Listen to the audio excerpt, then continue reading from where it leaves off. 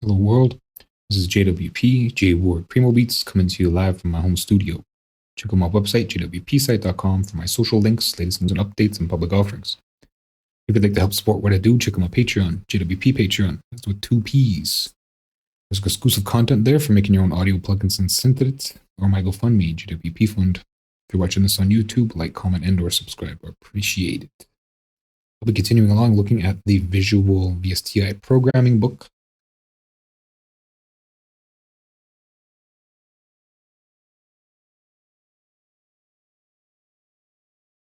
And today, it appears I'll be looking at equalizers. Equalization. Equalizers feature prominently in most audio applications. The term dates back to bygone days when filters compensated certain frequencies, attenuation in electronic equipment to elicit linear frequency response. Today's equalizers serve many different purposes.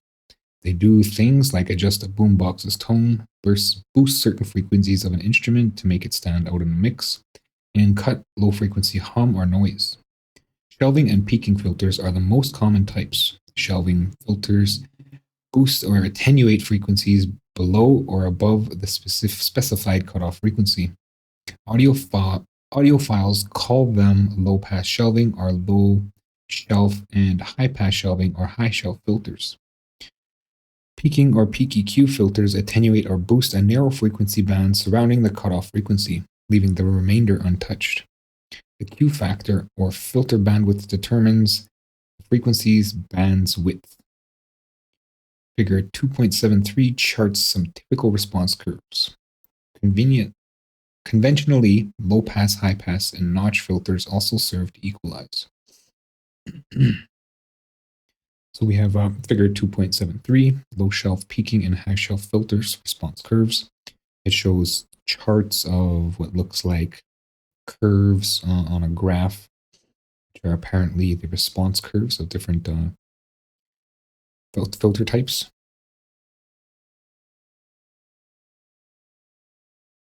Also shelves, which are boosting the sound, right? Generally, filters only attenuate sounds or cut sounds. So on the left we have, it looks like, it's hard to describe, there's a bunch of wavy lines that are mostly open on the left and then close on the right. And in the middle, which probably represents the low pass filter. And then in the middle we have what looks like from the left is closed and the middle is open, and then on the right is closed, which probably represents the band pass or the band shelf. Peak shelf. And then on the right we have the opposite of the first one, where on the left everything looks closed off, all the lines converge, and then on the further right of the side they kind of open up, which likely represents the high pass or high shelf. There are many types of equalizers. For our purpose, they come in 4 major categories. One comprises tone controls with fixed frequency bands for bass, mid-range, and high, like the equalizers on a mixing desk or DJ gear. Graphic equalizers make up the second category. They have several, usually from 7 to 31, equally spaced fixed frequency bands. On the upside, they offer far greater flexibility for shaping tone. On the downside, their bands' frequency and width are fixed. Parametric or paragraphic equalizers are the third category, featuring several bands with adjustable center frequency and bandwidth. They are by far the most versatile. In the fourth category, we find dynamic equalizers, with one foot planted in the dynamic processing camp and the other among equalizers. They respond differently to different input levels. Now let's look closer at these different breeds of equalizers, or EQ. 3-band tone controls. Welcome to tone controls, our first group of equalizers. The least flexible of the bunch, they offer just 3 fixed bands, low, mid, and high. Some mixing consoles feature adjustable mid-range frequencies, that is, a sweepable semi-parametric equalizer. Frequencies vary with application and manufacturer. The low band is usually a 40 to 80 shelving filter. The mid band is a peaking EQ around 1.3 to 2.6 kilohertz, and the high band is a shelving filter around 12 to 15 kilohertz. We opted for the 80 hertz, 2.5 kilohertz, and 12 kilohertz. Sadly, SynthEdit version 1.015 lacks shelving peak filters. Happily, great third-party modules are available.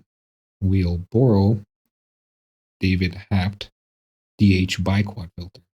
It features shelving and peaking filters alongside conventional low-pass, bandpass, high-pass, and notch filters. So I'm just going to interject here, as this version 1.4 does have the Butterworth filter, so I won't be using the DH biquad.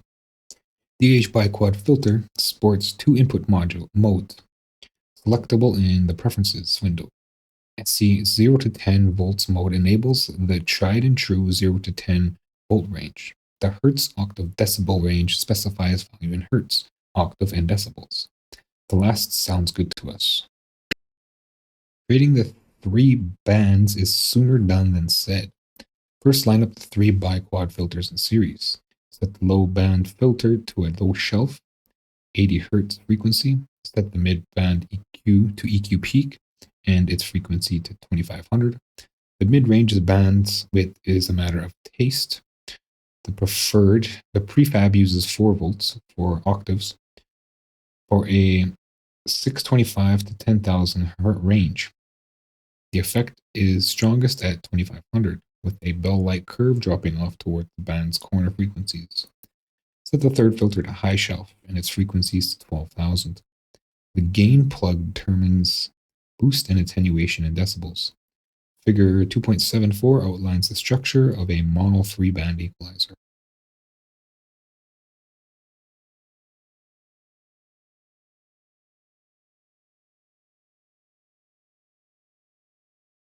So figure 2.74 shows an input MAD plugging into a DH biquad filter, which is in serial with 2 more, which then output to an IO mod on the other side.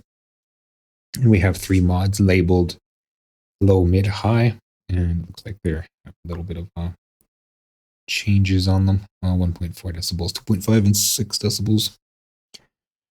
Heads up, the DH biquad filter module has a parameter named quality with 2 settings, economy and fast modulation. In economy mode, filter coefficients are rarely updated, sparing CPU power. Modulation settings very fast can cause aliasing noise. We used economy mode for the structure, but please use the other setting for prefabs enabling fast modulation. Go to files 3band1.se. So I do believe I already have that loaded. That's here, which is the same thing that's shown pretty much. So it's pretty standard. 3 and equalizer, and of course there's no panel for that. So I'm not sure if I'm moving on yet. I think I'm going to be building that, right? Yeah, so I'm going to go ahead and build that. So here's the phaser prefab from my last documentation session. We're going to keep some of these controls here. I don't believe we need much of anything else. Perhaps I'll come back and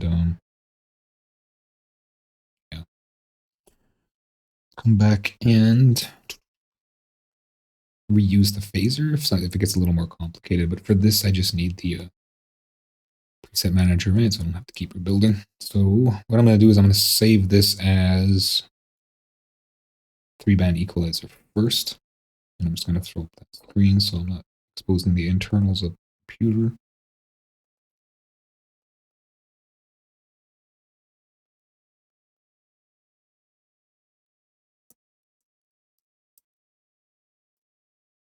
So this is called 3-band 1.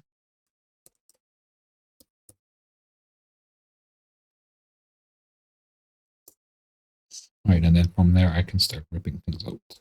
So don't need much of anything, I think, except for maybe the control. And that's a gain-based control, which I do not have. I have hertz, and I've got percentages, and yeah, there's no, I've got a gain. Just keep the gain. And as it said, we're building a 3-band mono tone equalizer. So I'm going to be using the Butterworth filters here. And these are from version 1.5 SE, which can be migrated done properly. So I want a low shelf and a band shelf and then a high shelf. Then we go change percentage here. We're going to change this to decibel. Just like that, right? And the range will go -30 to 30. Let's see what the prefab has. 18. So let's stick to 18 then. So hard to read.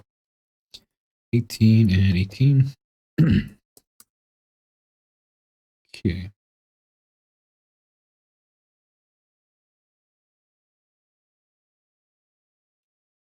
Let's give it a wiggle.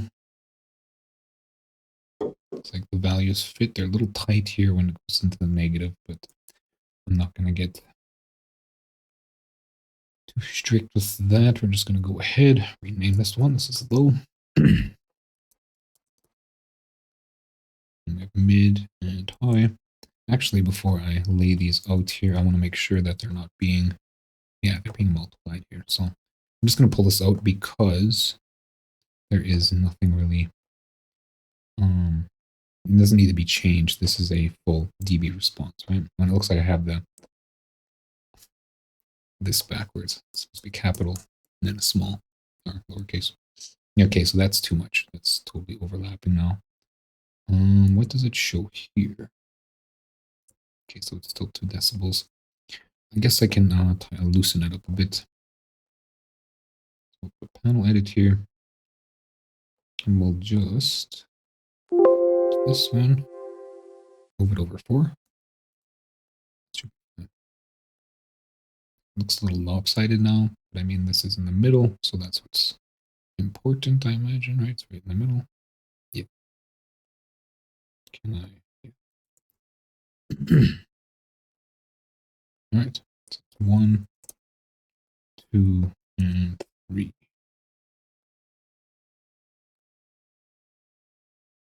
We want this going to pitch, and we want to gain. Right? And gain and gain and gain.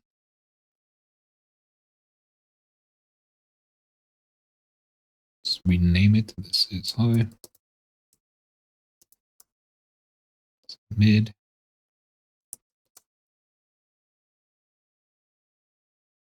And then they are in serial, right? So one connects to the other. And we'll just leave the defaults. However, I do believe I want to change the value for width. Let's type things up here.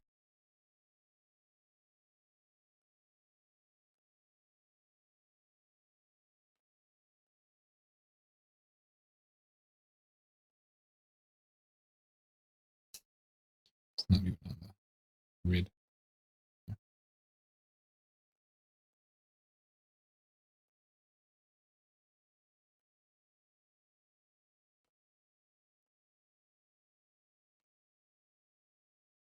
All right. So we want what, a rate width of?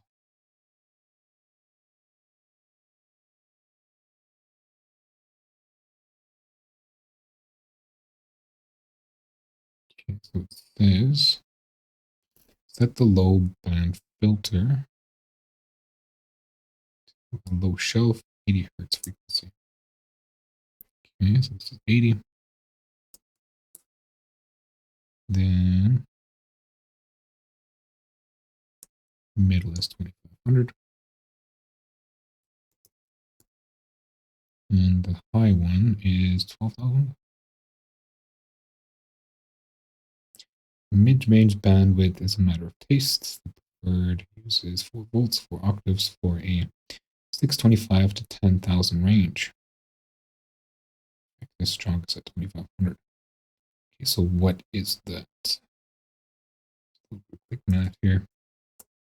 Less 625, that's 9375. Is that how we're going to get it done, I wonder? Of course, we don't have like a slope, right? Like it doesn't say how much slope it is.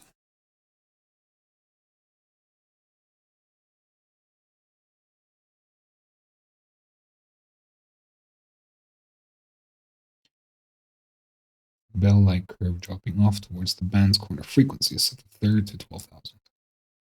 So we'll just have to play by ear, I guess. See if we can get something out of it. The poles are 4. It's a total of 12. We can tighten them up a bit, I guess.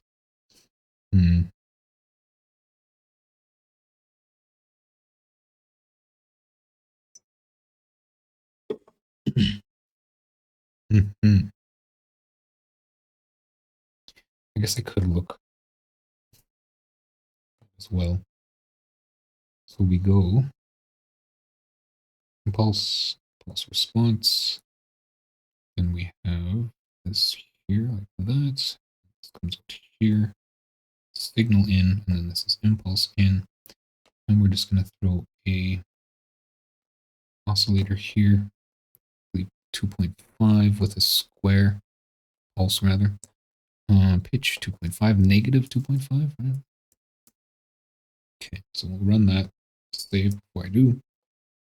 Go ahead. Okay, so I don't know. We're looking at here. Okay, so I think that's looking super. Here, well, it looks like it's almost crossing the 12.5. So let's see what we can do here.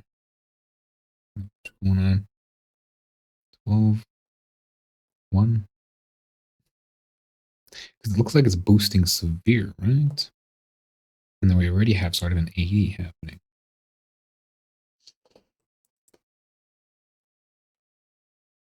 Because we kind of want the nice crossover.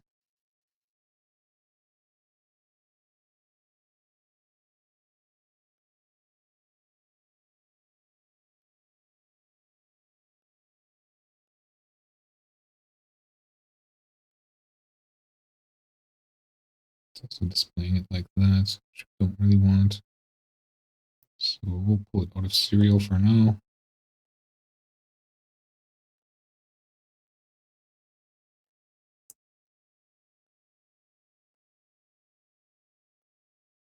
And I guess I might as well bring in the third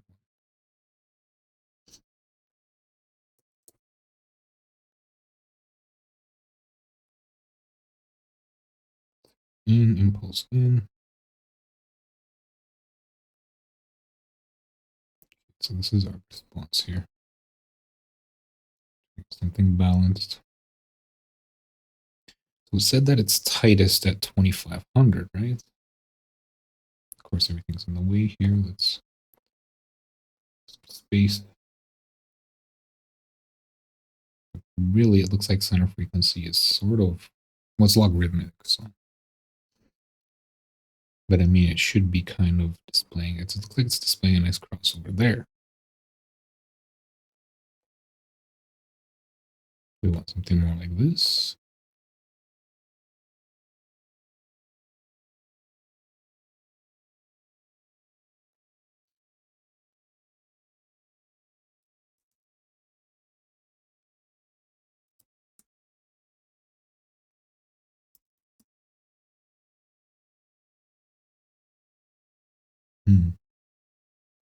Let's take a look here. One pole. So, oh, that's not the right one. Properties. Audio economy. Bandwidth 3. Okay, so it said 3 octaves, right? 4 octaves. 625 to 10,000. I'm not sure I can, or I even have 32-bit installed. So I'm going to go ahead and do that.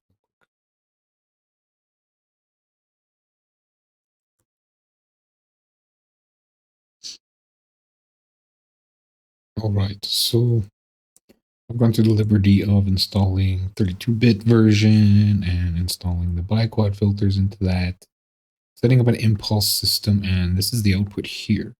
So this is in comparison to the Butterworth filters. And it looks like we are off the mark.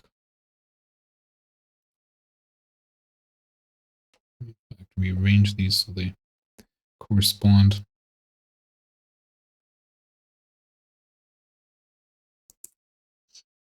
Let's put a little tighter up here. It almost looks like it's a different measurement too, because this is the older looking way of SynthEdit here. So it looks like a dip at about 100 here. So that looks similar, except we have a peak here at 2500, which is not there, which is strange because it's set to 2500. Let's turn it on here. The center isn't sitting. I mean, it must be. It's just logarithmic, right? Because I'm not seeing it that way.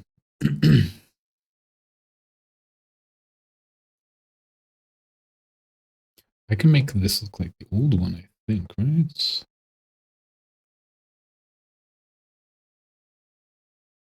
Of course, there's no zoom. And the background is lowered. But does it look the same as response? Okay, yeah. But I can't see it. So let's put this back to, was it 4? 1?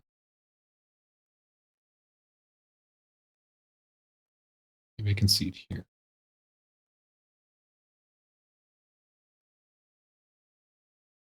Again, this is the new view too, though.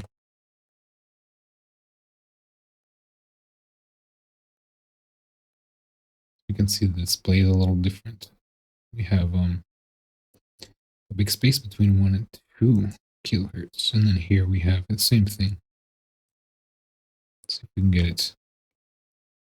This. Okay.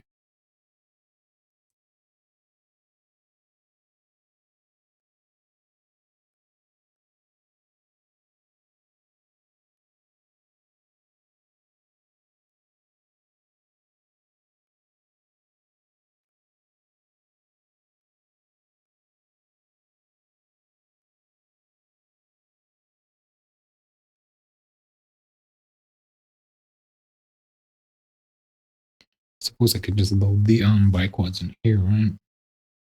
I'm not sure if they're built 64-bit though. So probably the older versions in this 32-bit version. Yeah. I mean, they're probably the same. Okay, so this is the original here. They look pretty much the same. Well, this is the original. This is the tester, and then this is the new one. So it's just one pole. No, this one's over a bit for some reason. It's over here. And this one sits like perfect at 25. It's strange. Its center Q is off a little bit, even though it's set to 25. Let's try 30. Oops. Maybe it's the width. Let's go back to 25 here. And then we'll return. Well, actually, what was it? 9. Let's do 9,000. We'll see what it does.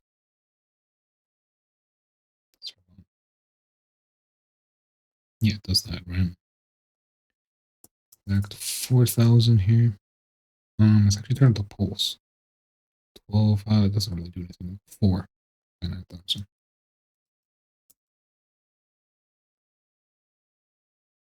Nothing. It's deeper than it likely should be. This curve, the way I had it, looks a little more like how the DH biquad is.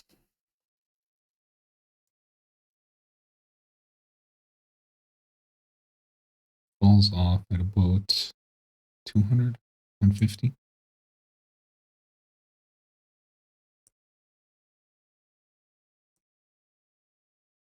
hard to tell. Things are different. It's pretty much similar. It's a little looser. Can tighten it up a little more still.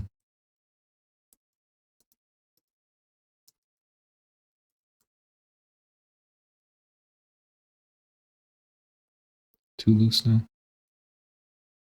Yeah, it's too loose now. So we'll go 37500. I think I'll be moving it up a bit too. So let's get that 500 targeted. It looks like it is, but it's not really. Let's try 3000. Did it move? It did move. Okay, so let's try 27500. Oops. Okay, so that looks more like 25. I know it's logarithmic or whatever, but gotta get matching a little bit better to that. Now let's loosen that up.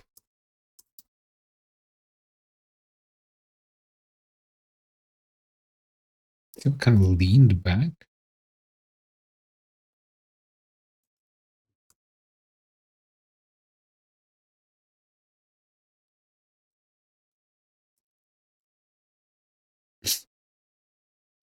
Every time I pull it forward, it leans back. That's too much. Ooh, too many zeros.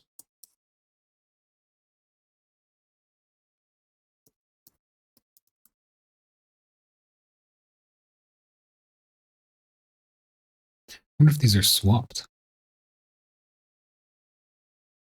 Okay, so it's only more range, more reach, right? Yeah, because we want to be down in the 100 area. Okay,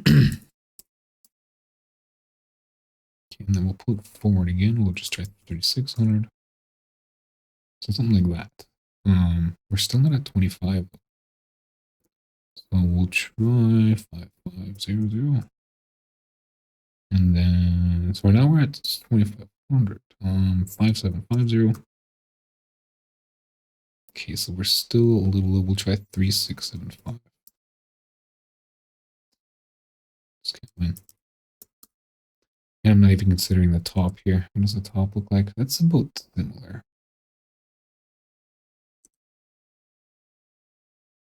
It's still one pole, right? So we're pretty much doing the same thing. It's a little looser still, though. So I'm going to pull it up and then stretch it out.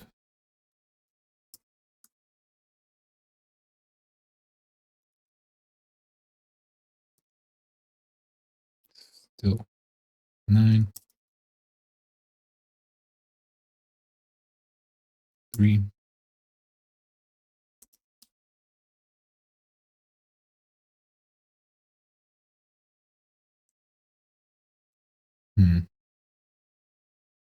5. Every time I pull it forward, the center frequency seems to lock back.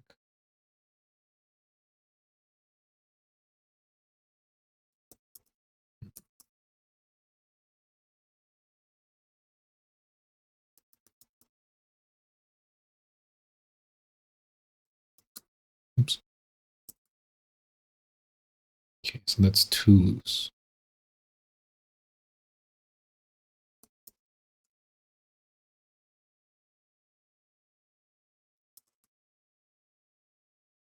Something like that, but we're still off of our mark there.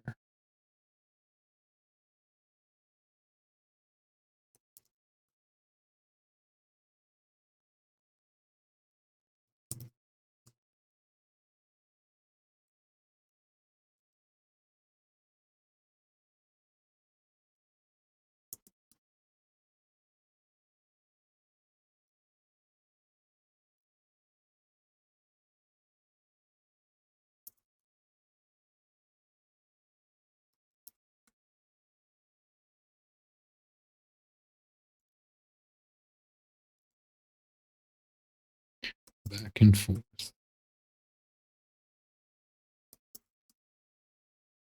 There. Yeah, that's looking pretty similar. And the other slopes look okay. I mean, this one seems fine at about 150. It's got like a super notch here. It looks pretty dirty. I don't think I want to emulate that. And then this one looks like it has like a looser slope. 15. Maybe we'll give them a double. These high and lows as a double. Well, they're already at 4. Maybe that's why. Let's try and drop them to just that.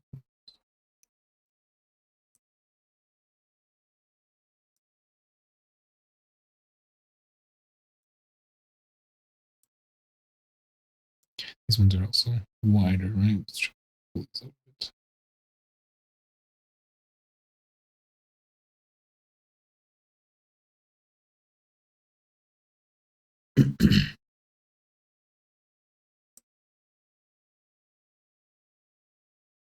So start to jump at 3K. Yeah, we're way off. Top one looks alright though. Actually, it looks like it notches down at about 400. No, that's just me. Or that's just the bar. It does change around 400, but it looks like a weird dip. So I'm not even gonna. It's fine. The bottom one's fine. This top one, though.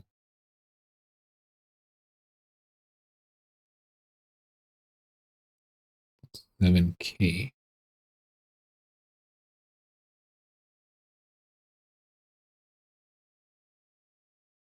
So loose. At 7K here, it's already started way down there. So I'm gonna just do 2. There we go. No, that's the wrong. I need that aliasing to help me out. And I can't zoom. So it looks like the bump is right at 7K. I mean, the curve's different too. That's as close as I can get it. That was way too much time spent on perfecting something that's so simple. And this is the tester, so I'm just going to save and close this. And then this needs to be renamed 3-band EQ.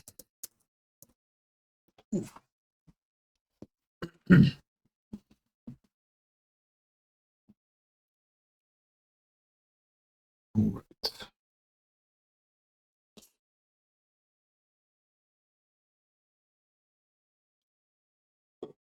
So beyond that, I got to put it back together. We'll call this diag. It says diag, diagnostic or whatever. And then, yeah, structure up. And I'll actually got to resave it right back to regular version here. Yes, replace. Start pulling things out. And we'll put it back into serial. Okay, so is that it? That's it for the 3-band guy. There's just me really splitting hairs and having to match the frequency recurve of the biquads. But I mean, it's the way it was. That's what was their intention. In other words, I might have maybe for something more like that. I don't even know what this is. It said 4 octaves. If we're going to split the octaves, if I was going to do it like my way or whatever, right? I probably have to do, split 3 octaves or 10 octaves. However, it's done. So yeah, I'll move on here. Let's save this. And then we're going to move on to the next section.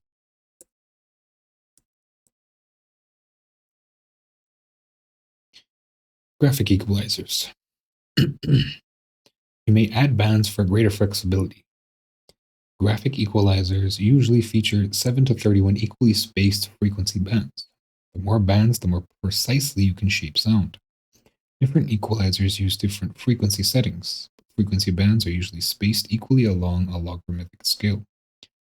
2 methods determine the ratio of 2 neighboring bands. The base 2 method in 1 over n octave mode is upper band equals base frequency times 2 1 over n. Lower band equals base frequency over 2 to the power of 1 over n. The other method arrives at a center frequency using powers of 10. The 1 over n octave mode rule is upper band equals base frequency times 10 n over 10 to the power of n over 10. And the lower band equals base frequency over 10 to the power of n over 10. Though the two methods use slightly different results, they are practically the same. An ISO standard lists a number of preferred center frequencies. Many graphic equalizers, both software and hardware, use them. Table 2.1 lists the frequencies. So it says table 2.1, but we in fact have 3 tables. And it looks like there are 4 different versions. So table 2.1/A ISO preferred frequencies for 1 octave mode. And they are 16, 31.5 rather, 63, 125, 250, 500, 1000, 2000, 4000, 8000, 16,000. Table 2.1/B ISO preferred frequencies for half octave mode. The numbers are 16, 22.4, 31.5, 63, 90, 125, 180, 250, 355, 500, 710, 1000, 1400, 2000, 2800, 4000, 5600, 8000, 11,200, 16,000. Table 2.1C ISO preferred frequencies for third octave mode. The numbers are 16, 20, 25, 31.5, 40, 50, 63, 80, 100, 125, 160, 200, 250, 315, 400, 500, 630, 800, 1000, 1250, 1600, 2000, 2500, 3150, 4000, 5000, 6300, 8000, 10,000, 12,500, 16,000, 20,000. In the following example, we will create a 10-band, 1-octave graphic equalizer. Though you can use band pass, and peak filters to do this, our example employs peaking EQ filters. Each channel uses 10 DH biquad filter modules in a serial array. Input modes are set to hertz, octave, decibel, and center frequencies are set to table 2.1/A on both sides. A slider connects to the gain pin with a range of -12 to +12 volts. A level 80J module for global gain adjustment sits in front of the output. Figure 2.75 shows the structure. So we have a figure 2.75 10-band equalizer, file EQ10-1.sc1. And we see an input module and 10 DH biquad filters on top. And in the middle we have, it looks like EQ controls. It looks like those numbers from earlier are inside their titles. And then we have another set of 10 DH biquad filters. So this is making a stereo EQ. And then after that, we have a level 80J with both inputs and a decibel control, and that's heading out to a IO mod. So the middle controls, their numbers are 31.5, 63, 125, 250, 500, 1K, 2K, 4K, and then we have a gain control, and then we have 16K. Not sure why the gain is in the middle. Heads up. Choose peak filters bandwidth carefully. Different methods serve to set bandwidth, the most common being proportional Q, variable Q, and constant Q. The constant Q method adjusts the bandwidth for different gain settings to curb crosstalk between the bands. The above structure is a classic proportional Q equalizer. If bandwidth is too narrow, a high gain boost will yield a resonant sound. When boosting adjacent bands, narrow bandwidth may introduce ripple. If bandwidth is too broad, you'll get more band interaction. 1.3 octaves is a good choice of amount. That way, when you choose to boost adjacent sliders by 12, band interaction boosts totally gain to about plus 17 dB. A greater slider range also increases ripple, so it'll go beyond a 12 decibel boost. Go to File, EQ 10-1.se1. Excuse me.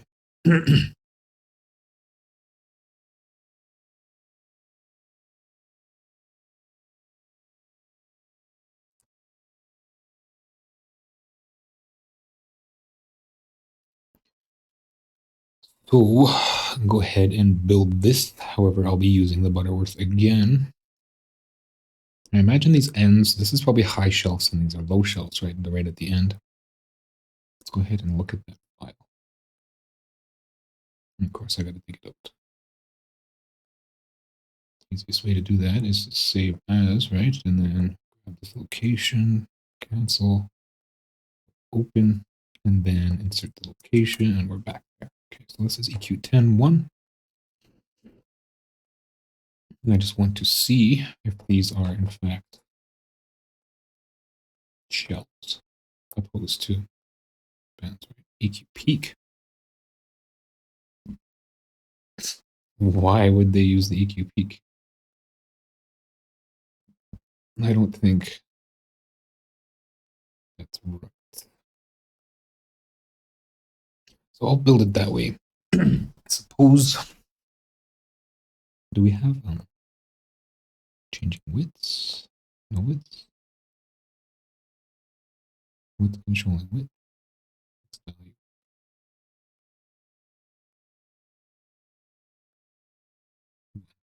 So it's 1 octave.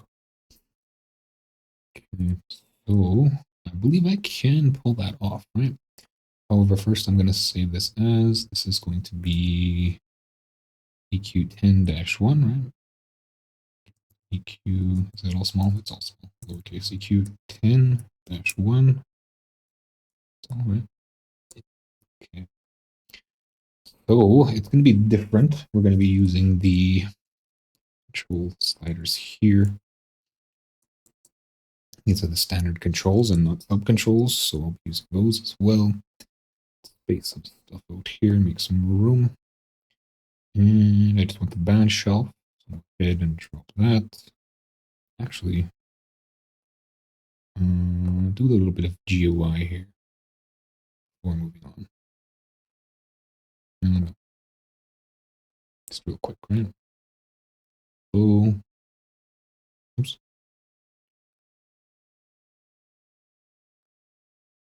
And high, and mid. And we'll just go ahead and default those as 0. Maybe we can tighten them up. Do we want to tighten them up? No, we'll give it some space. Looser, tighter. Let's go looser. So touch like that. And then we'll reel things in here.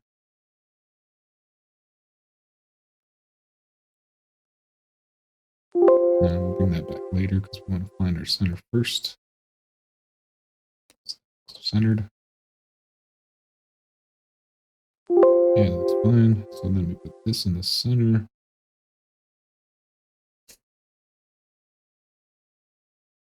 We're off a little bit, I think. Let's just get a perfect center here. We'll reel it in. Get the spacing here and there. Seems to match better now. Okay. This back here. Let's collide. Yeah. So I guess we'll just make one. It's not enough. Okay, so we're gonna have to make more space because I don't want to shrink that. I want to get this back. Okay. 2 enough, I wonder. 1, 2, and 1, 2. 1, 1. Right. Okay. Hopefully that's enough space here. This guy's over a little more. Kind of cramped. Where exactly? Okay, that's more. Generally, when you right-click icons on the taskbar, it allows you to not one either. This is 32-bit, I think. That's not what I want. Okay, that's not cooperating. I'll just have to eyeball it.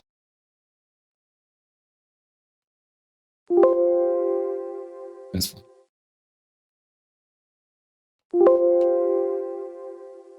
Okay, that's what I wanted. All right. And then we'll just zero this stuff out.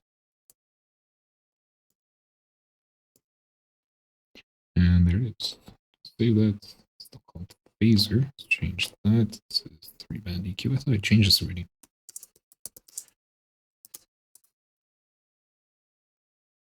Save and export. Might as well.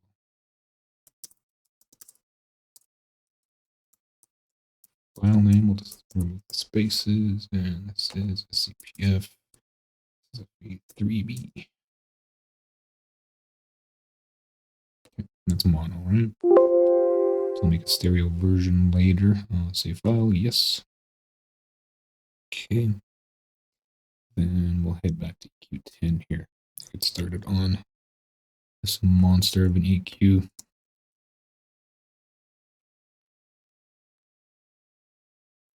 That. I dropped the IO mod. Delete that. We'll bring in 2 new IO mods because I accidentally deleted the old ones. This. And we have a band shelf. We'll bring in a slider. And what else we got? I prefer this picture.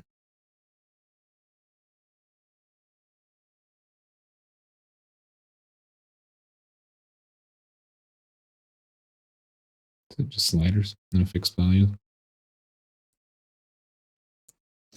So in order to get an octave here, fixed value, and this will be 1. And we'll plug this into a converter here, unit converter volts. And we'll go,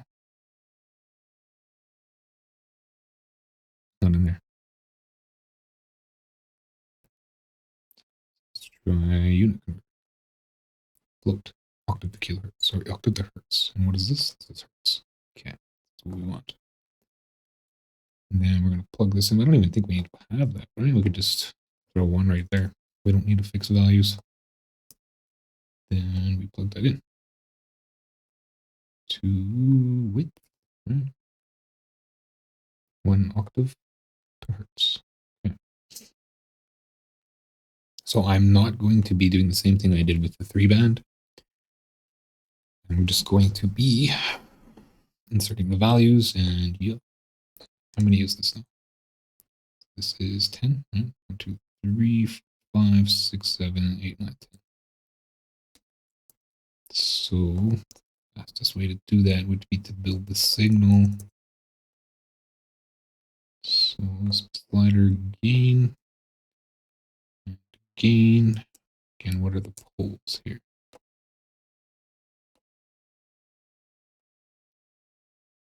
Doesn't really say the slope, but looking at the other one, right? It doesn't have a slope. It's bandwidth. I mean, there's a coefficient system, but it doesn't tell me anything. It looked like 1, but for the sake of that high shelf, let's go 2. Tighten it up a little bit. Perhaps I can even make a control for that. However, not right now. Okay, so, and then how does this look? It's all just cramped. Okay. What does gain do? Why is it only on 1?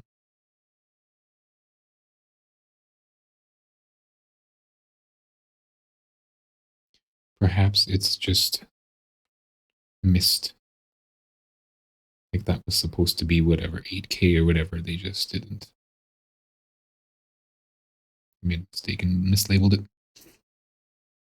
Okay, so what else do we have? We have things in serial, and then we have a level 80J, which is of level 80Js and a dB to volts, which I'm not going to be able to do. So let's go ahead and continue. So just put them in serial as we go. In fact, I'm going to change this name so I can tighten them up. We're just going to go BW. Will that work? Still a little wide. BWBS too.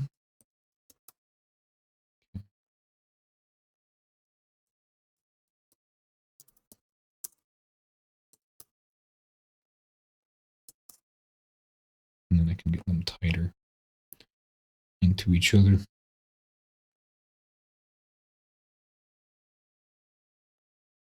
As well, I acquired this guy to come here. Still set the 1. Okay.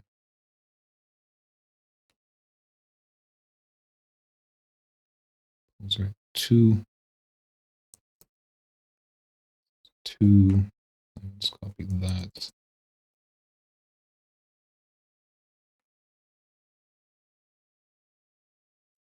Drop this one more time, and then we'll copy this. And then we'll put them together. 10.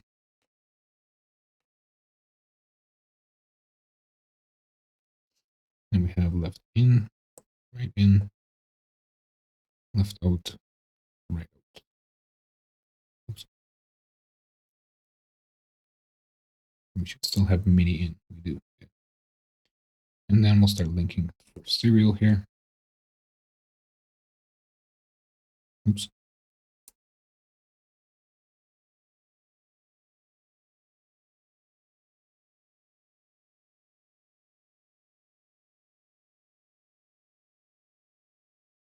It's important to have like a stereo signal, otherwise you're going to be monopolizing and merging stereo signal, killing the stereo image.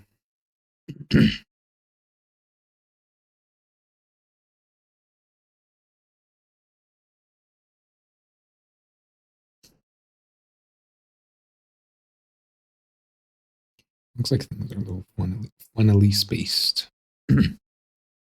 Perhaps I can tighten things up. It's like every 2. It's loose. Except for that first set. Okay. So now I'm just going to cut and paste this again. Just because I want it clean. I want to be distracted by that middle one. Move over.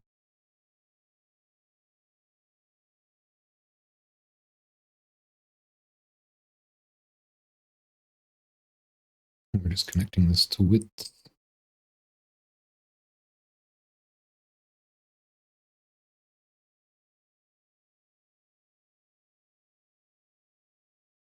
Just make sure that it's targeted exactly with connect. Looks lateral, like it's only width. Okay, so the bottom one now.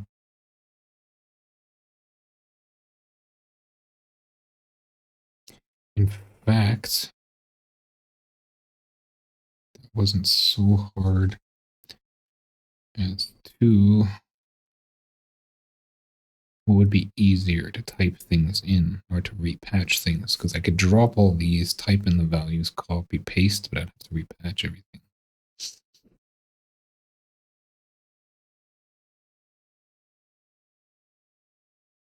I think repatching would be easier than retyping, so I'm going to drop these.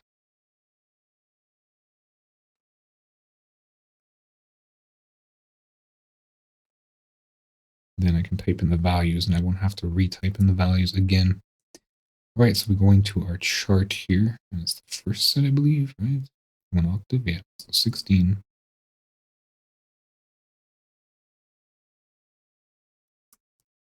And 31.5. 63. 125, 250,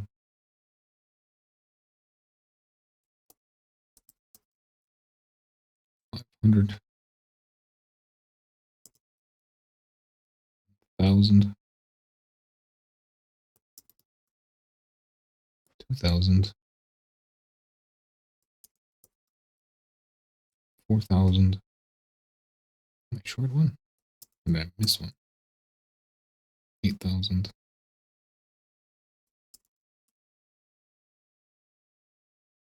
It's the missed one. Or is this more than 10?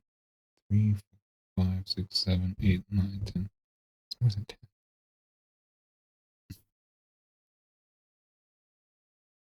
What? 1, 2, 3, 4, 5, 6, 7, 8, 9, 10. Okay, so what's on top here? 16, yeah. What's on the bottom? Did they drop the bottom one? 31. Okay, so they dropped the bottom one. Would have been nice if they said that. Now I gotta go in reverse here. 1,600. 16,000 rather. 8,000. 4,000. 8,000, right? 2,000.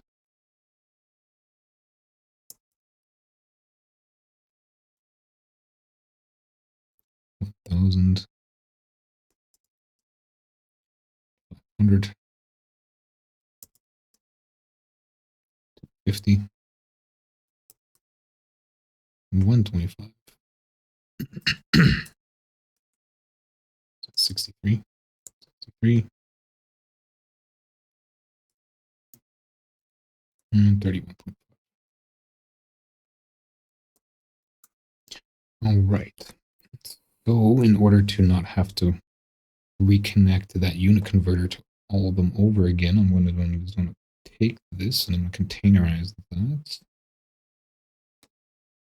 Then I'm going to copy that, drop it here, and I'm going to bring in width, then just unwrap them again and containerize, put them back. Now they're all connected to that one without me having to mindlessly plug. Okay, so we also need left signal in and right signal, left, right, right signal in, right signal out. And so their numbers are now in there. So I have to get in their pitch. Okay. I forgot to give these their range,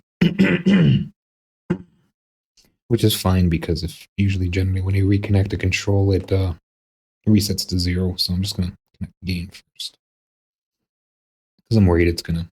It says 0 to 10 now, and I want negative 12 or 18. Negative 12 to 12. And then if I plug it in after setting it, it's just going to reset itself to 0 to 10. That's my worry.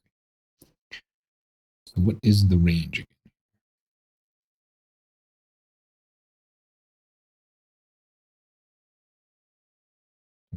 Go beyond the 12. Okay. Negative 12 to 12. This is going to take a moment.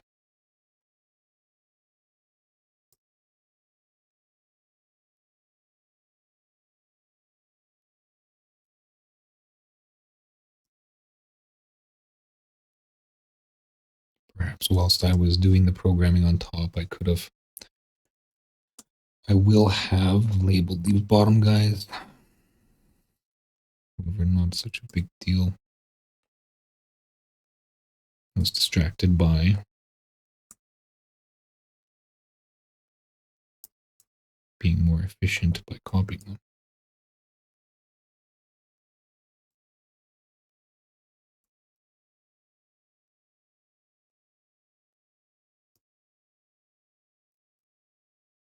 I'm not sure how I'm going to do the outputs as far as gain goes. I mean, in the past I was doing a whole mix thing. However, now we're sort of to the gain point, right?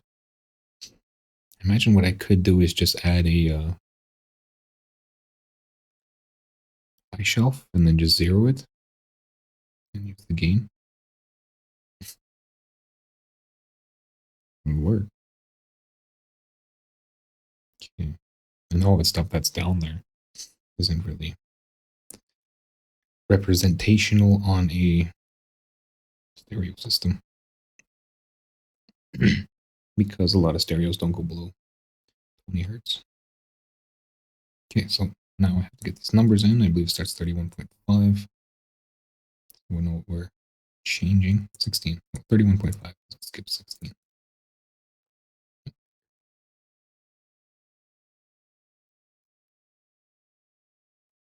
Then 63.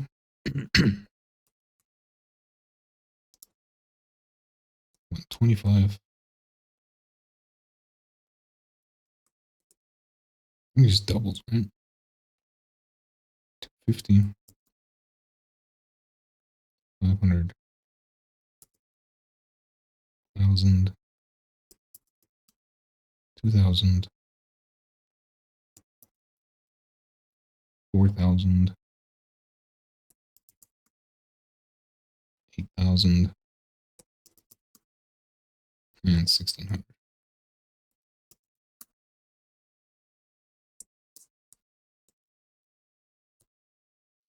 All right, and then we want a gainer on the out. Level 80J. Of course, I don't have a converter. I'm just going to take a quick look. I can't. Okay. I have the chorus and the flanger. So I'm going to have to dig into the depths of my computer. Oh, but if I open a new window, they're not going to be in there. Okay, so what I will do is I'll save this. Let's call this EQ10. 10 band equalizer. Q. Save, and then what I'm going to do is I'm just going to exit SynthEdit and then just reopen it. And it'll save that location or the last used files, right? And then I can open them in a separate instance just to see what I was doing for a gainer.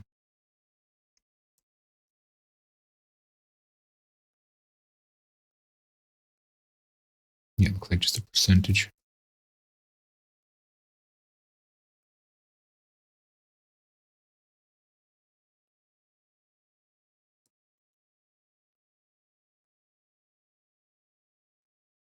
Yeah, so it's just a gain. Look at course did.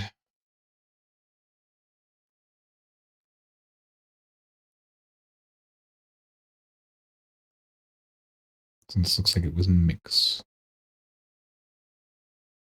There's no gain. Just a mix. Try with mix.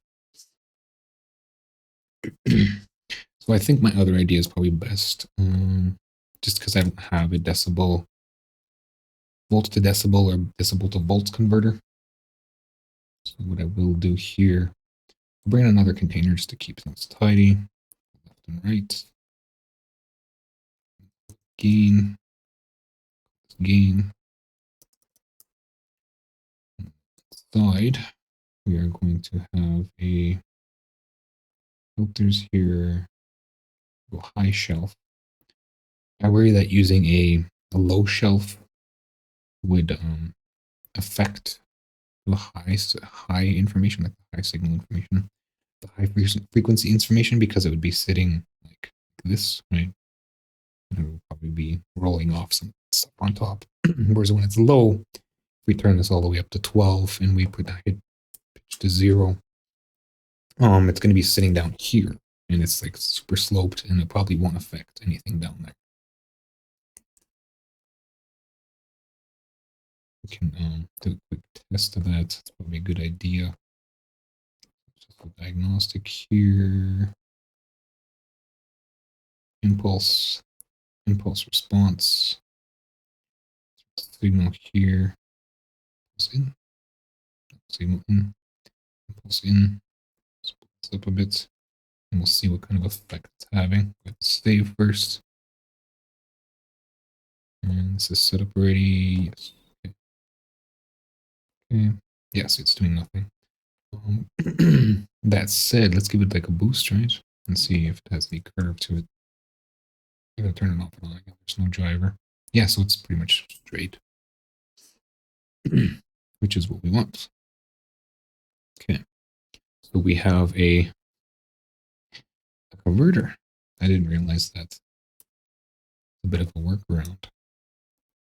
Perhaps I'll have to take advantage of that with the dynamics section. Not sure how well that's going to work out, though. Hopefully it does. Okay, so these guys happening. We're gonna let's bring in the gain, right? I don't think you can combine like that, though. Just the other way, I guess. Can't combine the other way, right? Okay, so out, left and right out. Let's give these some labels here. What did they say here? Just input 1, input 2.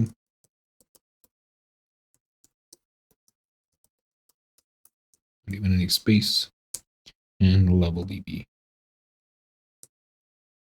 in brackets.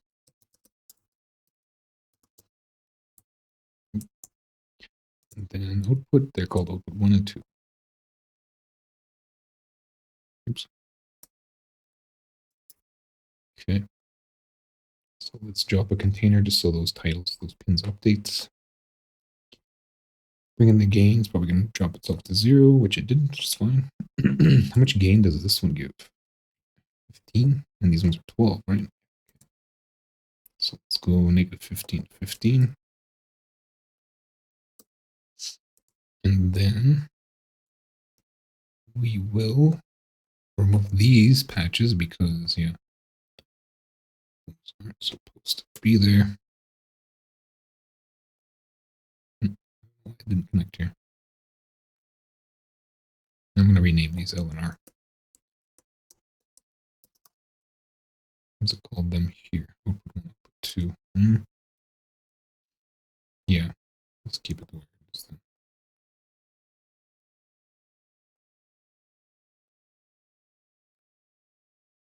And on the other end, input 1 and input 2. Right?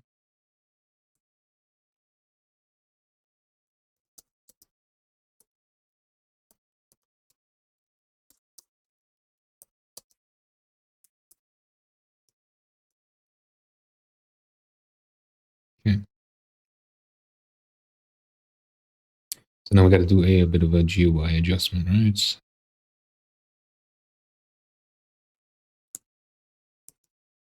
So that's the end of that. End of that one. I imagine the 31 is next. I think stereo link. Next.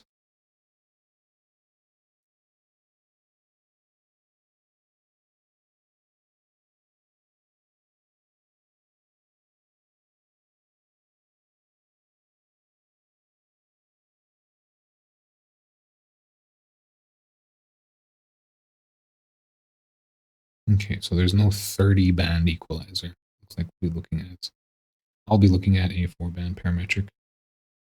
And then this section is stereo link, just playing out the time here. Bool splitter.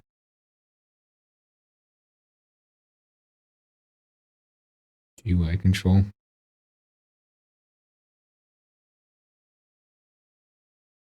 Probably gonna have to call the video here. Give it a bit of time to mess about in FL Studio with the build. The next section looks like it's going to take a little while. All right, so we have these guys lined up.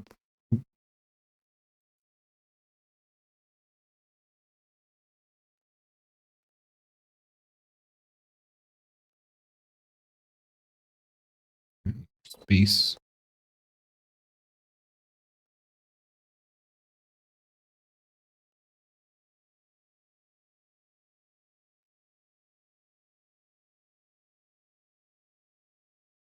See how well the two what is it, slope? Well, slope works out.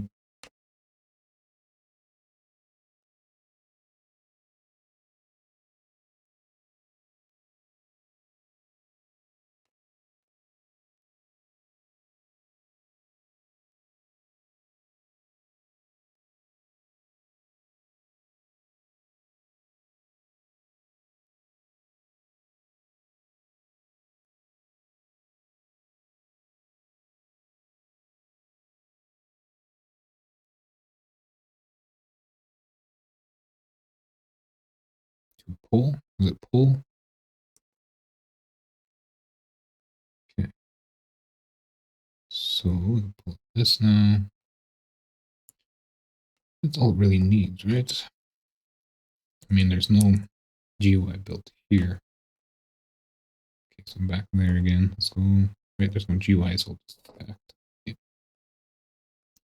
Let's go save as. We'll grab this location. And we'll look at this second part, the stereo link, just to see how they laid it out. Open. Insert that location and grab 2. To change to 1. Oh, so it's missing. So it just looks like everything's butted up against each other tight. Right back in the day, there wasn't a lot of space. It also looks like they used custom sub controls. So we're just going to do that and keep them tight. And then we'll loosen this up a bit. That should be fine like that.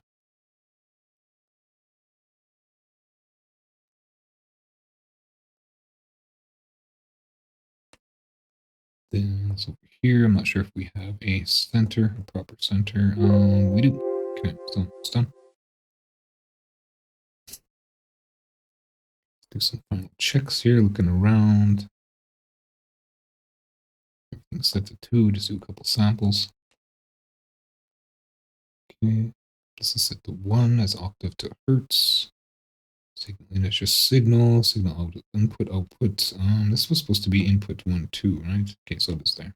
All right. That is pretty much done. Let's give that a build. Save, export, VST. Okay. Output stereo pairs. This is 10 band EQ. And final name, same thing. Call this T. Okay.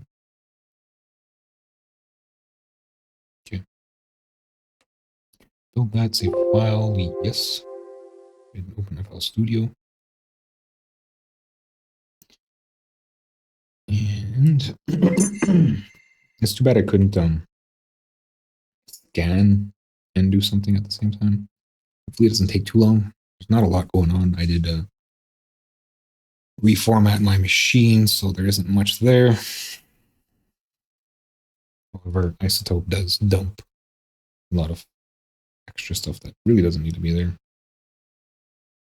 Okay, so that's done. Let me probably grab Flex, reach for Flex here. I don't have anything installed really. So Flex is our option here for sort of a real guitar. I'm going to reach for guitar. It's because the 3-band usually they're on guitars, right? Okay, so we'll go Essential MIDI. And check funk guitar. I don't know why it's like that. Let's try. Oh, it's on Janko. That's why. Okay, so let's go minor F sharp. Something weird. And we'll go lower octave.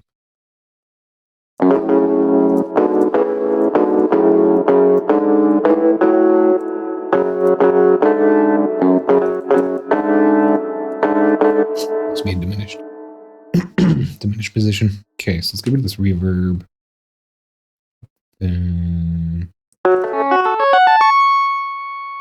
sounds really fake. Bring this thing in. It's 3-band.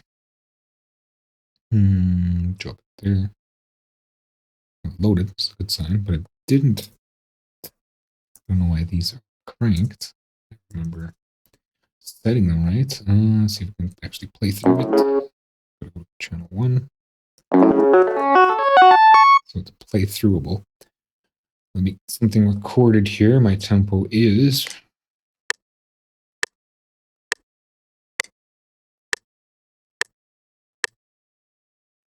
69, 74, 70, 72. Metronome.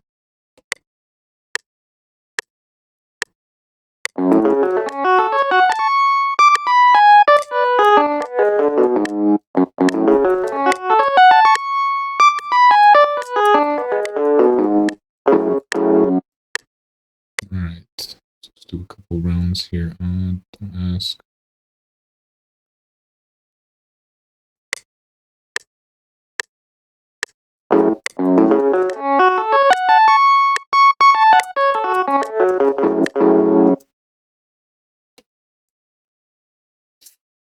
Let's set the auto quantize, and that's at the bar. So step here. Do that again. There's no countdown. 3, 2, 1.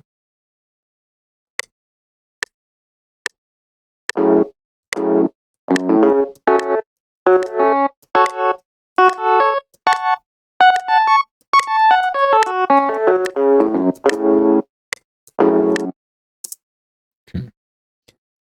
It's not, the performance of the year, but something to work with here.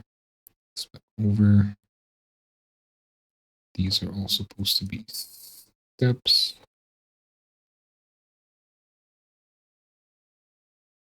Well, this is all supposed to be steps. I think it was supposed to be like thirds or something. Q, quick quantize. Start time duration.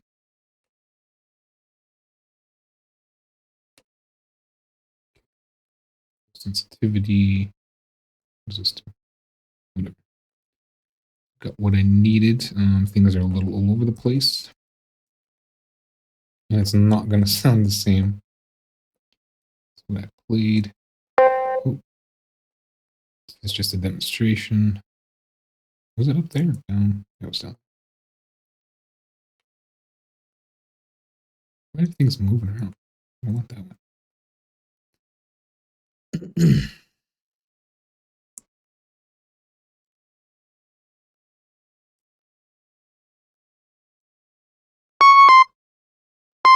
No, it's snapped to no, that's why. Turn that off. I was wondering, I felt like things out of the corner of my eye were moving. I'll undo things on here.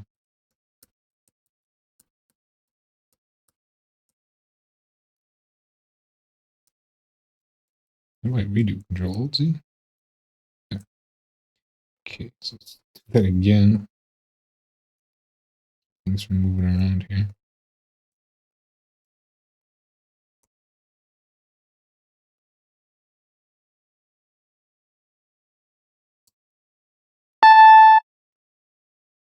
I'm not sure if I really want to add dynamics. Is there even dynamics? There is. So I guess that's a bonus for the instrument. As far as like its tone, I don't really much care for it. Maybe it's just my computer speakers. So I don't know, it feels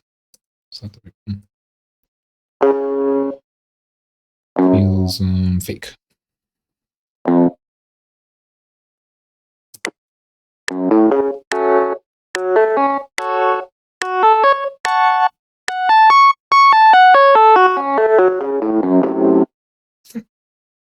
I don't know what happened there.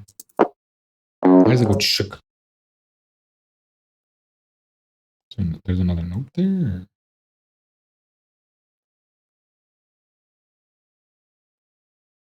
What is that?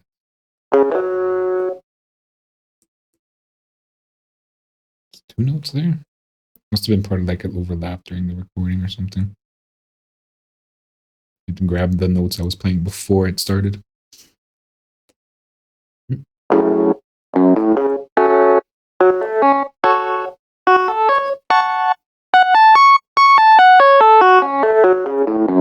In a span. Why isn't it looping? Because it's over there. That's not even a full 4 bars.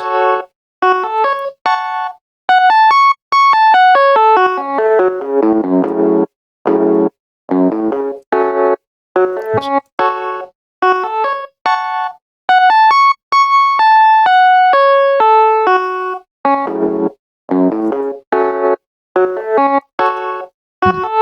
Whatever.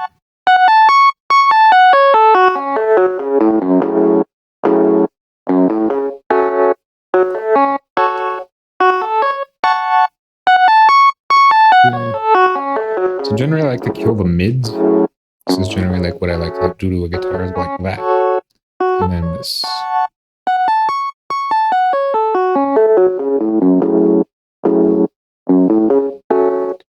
Bass boosted all the way from one, it's not going to really affect it. The bass boost is so low. Yeah, it's not even affecting it because that bass boost is way down in like 200s. It would probably be good for a bass guitar. So let me clone this, and we'll bring in a sort of a funky bass here, electric finger bass. Match. Why is it reverb? Why are you gonna reverb a bass? Then we'll just copy this stuff over and cut some of these extra notes because we don't want to chord a bass.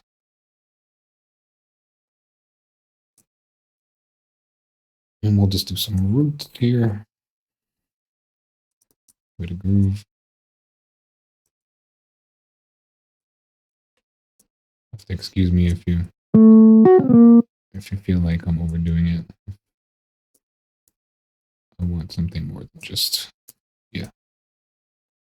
We'll just grab everything except for the end part. We'll do that part later because it's tighter, right? So over. And this stuff, I feel like I want to move this forward. That. This guy just again. And then we'll take these ones that are all beside each other. Actually, let's grab everything for time's sake, and we'll go snap to a third of a step here, and we'll just reel it in a bit. Some breathing space, and then yeah.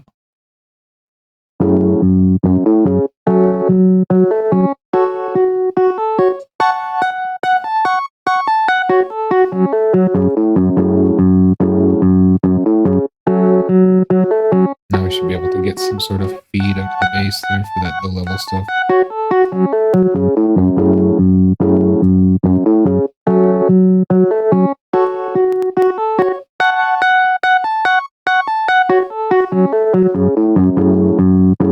Somewhere around here. For a bass, I usually do sort of the same thing. Like the mid.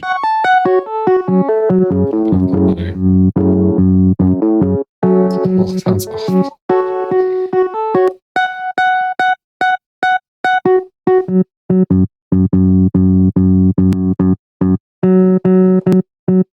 Sounded better before. Just a little bass boost.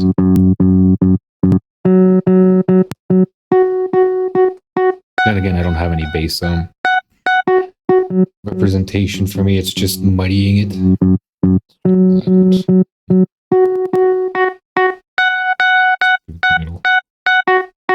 So it works.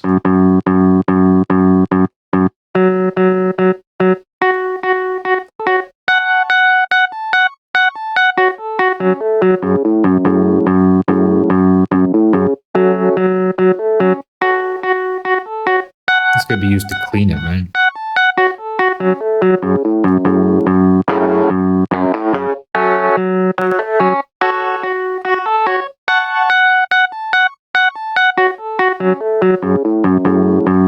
I can get carried away and make an instrument for the mid, but generally that's more of a solo instrument. The rhythm would kind of probably have something more like this, right? You pull the high back a bit, and then of course the low would just stay cut. So then we move on to, we'll get rid of these, just follow them out, and bring in the 10 band. Let's put right on the master, and we'll see what kind of awful response. Let's look at the response first before fiddling with it. So we're going to use the oscillator here, and we're going to go noise, and then we're just going to turn it down so we don't have to listen to it. And we'll see what kind of response we get out of this. Wonderful. No, that's not what I want. Second pattern. And we're going to kick in the oscillator here. And yeah, can't hear that, so it's good. And be much better with like pink noise. I'm not sure what kind of select can do for the slope here. We just want a flat slope, right? And then let's see what this guy can do.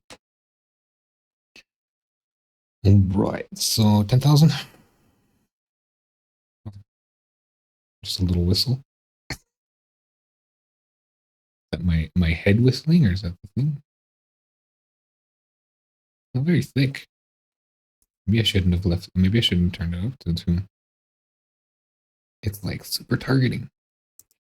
Yeah, it's like we could put them right beside each other. Not really. It doesn't really look like a whole octave. The low end, of course, right? 125. Well, those aren't too bad, I guess. But right beside each other, right? They're not even crossing over. Let's check that gain. Let's actually reload this, and then we're gonna check that gain.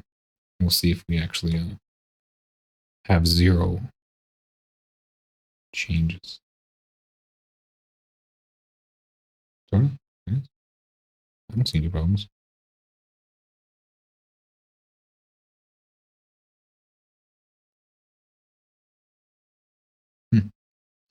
So yeah, that crossover sucks. Perhaps I'll head back to the lab here and maybe open it up a bit. It's through width, right? Or is it through pulse? I might have made a global pulse too. An octave. Let's try 4 octaves. Like, I don't know. Hertz, right? This is hertz. So what's coming out of there? Let's see what's coming out of there.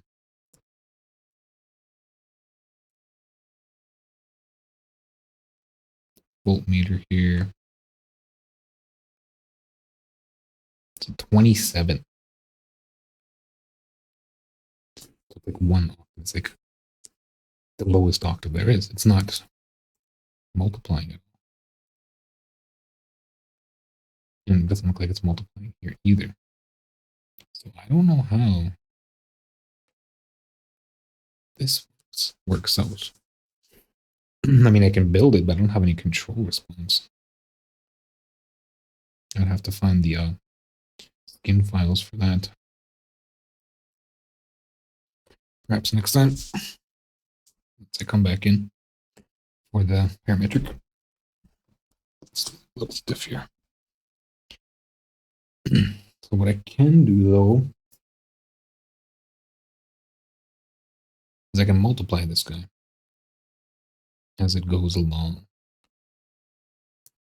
Getting if I had some sort of like thing that can automatically do that, but I don't. So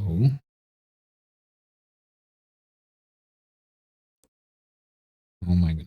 So this feels like 2. This isn't 1. This is actually 2, right? So we're gonna change this. We're gonna cut this. Paste it. We're gonna call this 2. It's the second octave, really. It's the second choice. Plug that in. And we're just going to keep going here. This one's going to be 3. Make sure I have the right one selected.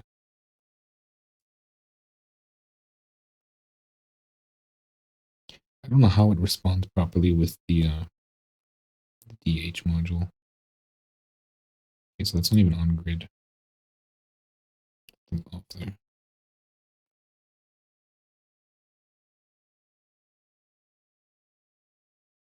Bottom one's off grid.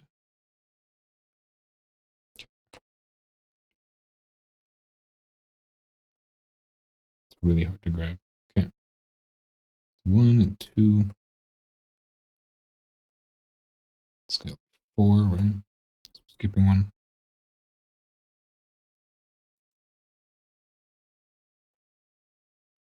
5.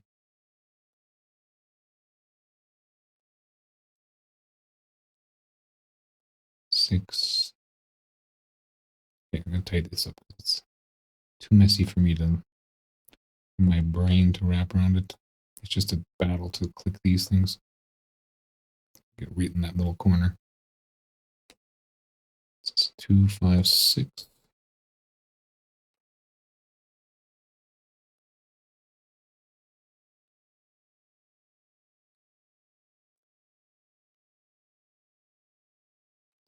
Seven.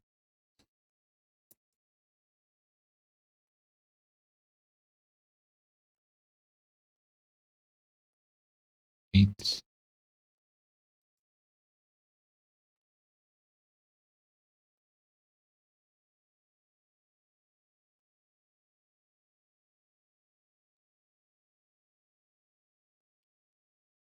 9.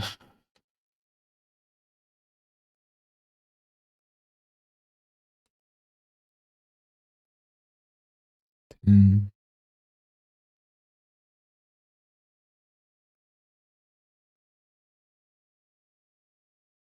and 10?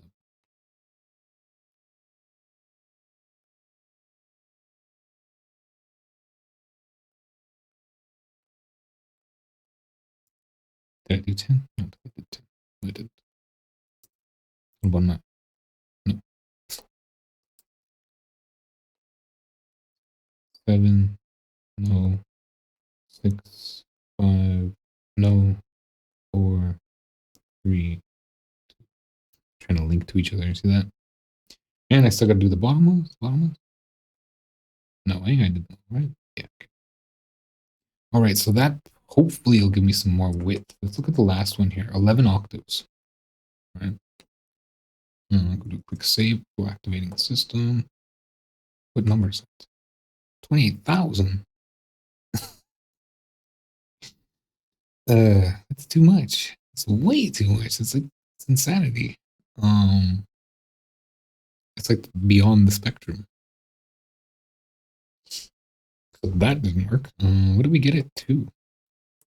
Shouldn't it only be like 25, 50, 110? So what is 10 then? It's 10, 10,000? 15,000.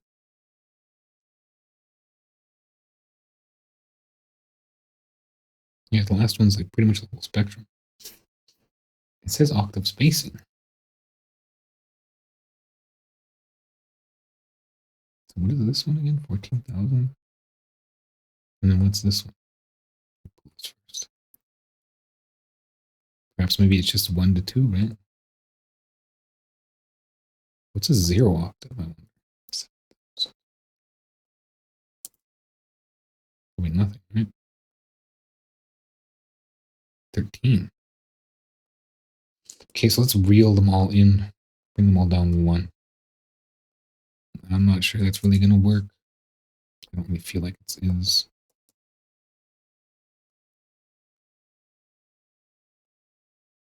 I forgot to change that. Let's turn the system off.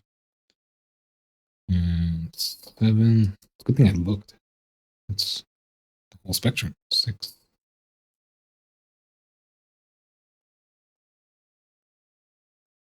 5. 4. 3. 2. And imagine 0 would be that one that's not here. So we'll give that a shot. And if that doesn't work, I gotta call it. I'm gonna make sure it's not loaded. Which it isn't. Right, it was on the master. Okay.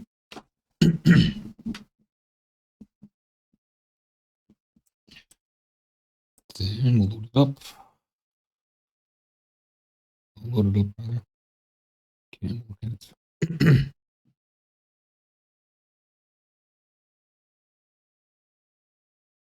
Next one. A little wider, right? Here's the interaction. More crossover, which is good. 0 it out again. 5. So we're rounder, which is what we want. Here's the interaction.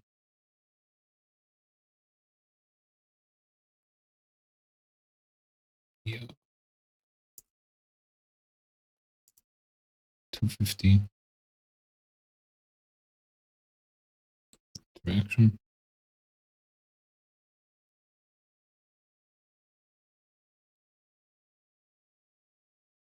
At least they're crossing over. And it's not just super narrow.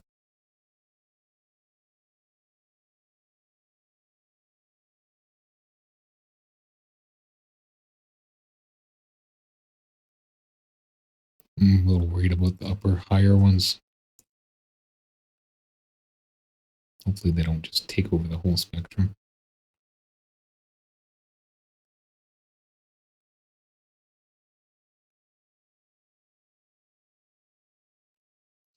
Interesting.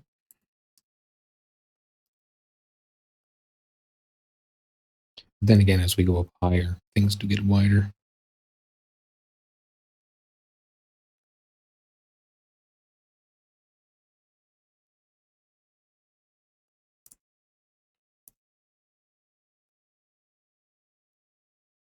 It's looking okay. It's pretty serious up here, though. It starts to get crazy. It still looks perceptual, like it doesn't look like it ever changes as far as like the widths and stuff when they combine. Like this bump here looks the same as, say, this bump. Almost the same size, right? Perceptually. Logarithmically, which is probably a good thing, I suppose. On the top.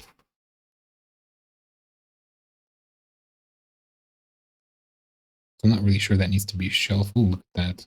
That's weird.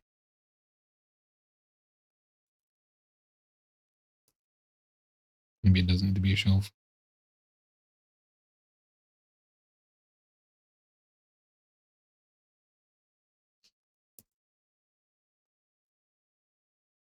And of course the gain again, which didn't change. So let's give it a little listen here.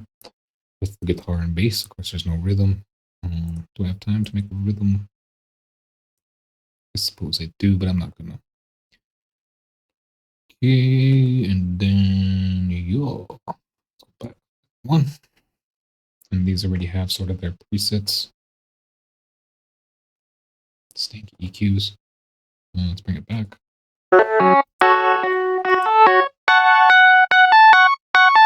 So let's roll off the top. Bounce open middle here. Let's pretend this is a track that we can't change.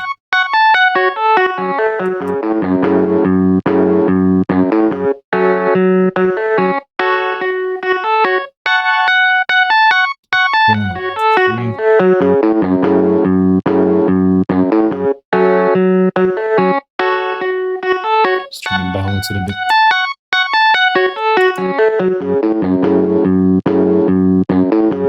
And play with the body here. Crank that.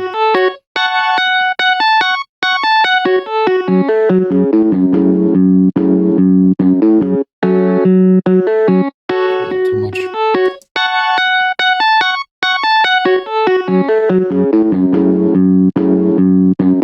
I want that 60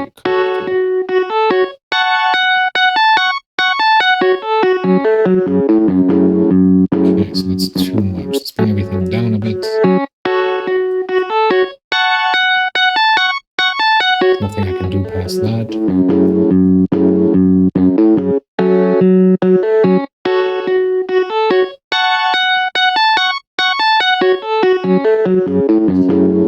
So I'm mucking about really.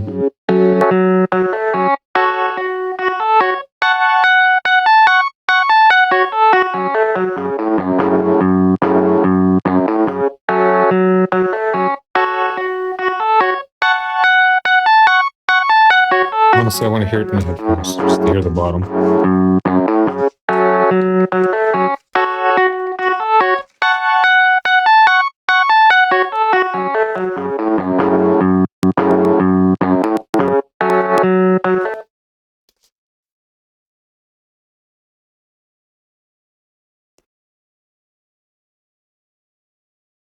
Okay, let's check with.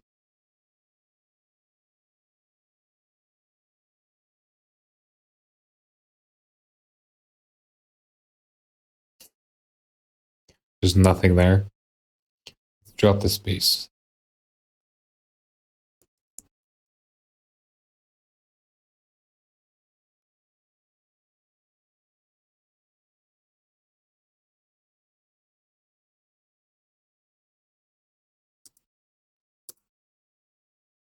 Without it, it's just crazy.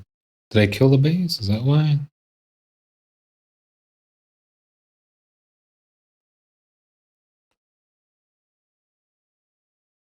Off?